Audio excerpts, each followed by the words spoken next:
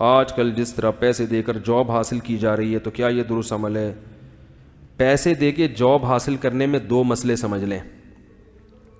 एक तो है कि क्या पैसे देके जॉब हासिल करना जायज़ है या नहीं, एक मसला ये। दूसरा ये कि जॉब मिलने के बाद जो उसकी तनख्वाह होगी वो हलाल होगी या नहीं, हराम होगी। यानी जाली डिग्री से आप कोई जॉब कर रहे हैं या रिश्वत दे के जॉब हासिल कर रहे हैं, दो अलग अलग मसले हैं।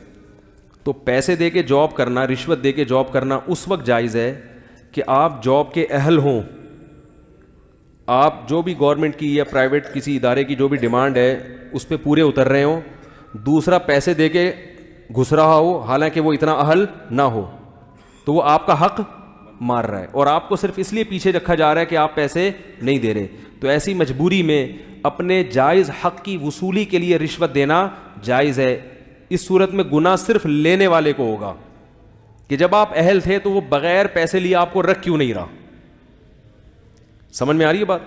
लेकिन आप अहल नहीं हैं और एक आदमी अहल है, आप रिश्वत देके उसको कटा देते हैं, तो फिर लेने वाले को भी गुनाह और देने वाले को भी गुनाह। समझ में आ रही है बात? तो रिश्वत का उसूल है कि अपने जायज़ हक की वसूली के लिए अगर रिश्वत दिए बगैर काम नहीं चल रहा, हालांकि वो आपका हक बनता है, तो फिर आपके लिए देना जायज़ है। गुनाह सिर्फ इस सूरत में लेने, जैसे कस्टम में आपका कंटेनर फंसा हुआ है, खाम में फंसा के रखा हुआ है उसको वहाँ कस्टम के मुलाजमीन ने बिला वजह, आप पैसे नहीं दे रहे क्योंकि आपने सुना है कि रिश्वत देना और लेना दोनों हराम है, यकीनन हराम है।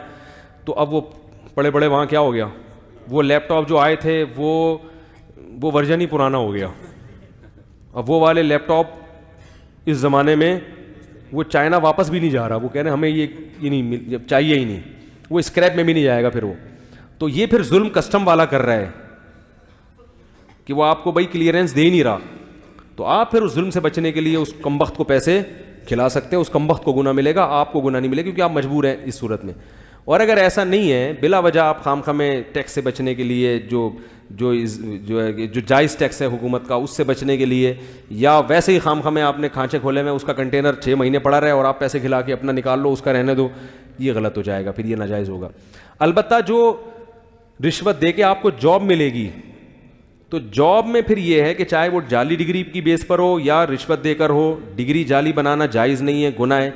लेकिन जॉब के हलाल या हराम होने का ताल्लुक़, यानी उसकी तनख्वाह के हलाल और हराम होने का ताल्लुक़ इससे है कि जो काम आपको सौंपा गया वो काम आप कर रहे हैं या नहीं कर रहे। वो काम आप जिम्मेदारी से पूरा कर रहे हैं तो तनख्वाह हलाल है। वो काम आप जिम्मेदारी से पूरा नहीं कर रहे, तो चाहे ओरिजिनल डिग्री भी हो तो भी तनख्वाह हलाल नहीं आ रही मेरा ख्याल है। तो यानी तनख्वाह के हलाल या हराम होने का ताल्लुक़ आपके काम से है कि काम आप कर रहे हैं तो तनख्वाह हलाल होगी, चाहे डिग्री जाली हो। जाली डिग्री का गुनाह तो होगा मगर तनख्वाह उससे हराम नहीं हो जाती। बाज़ लोग नकल करके डिग्री हासिल करते हैं, फिर वो तनख्वाह वो कहते हैं यार हराम तो नहीं है, तो उसका भी यही उसूल और ज़ाब्ता है। नकल करना तो जायज़ नहीं है, लेकिन जो जॉब आपको मिलेगी वो जॉब की तनख्वाह का मदार काम पर होगा। काम आप करके दे रहे हैं तो ठीक है, नहीं तो नहीं। काफ़ी मेरा ख्याल है आज के लिए जनरल नॉलेज इतनी बहुत।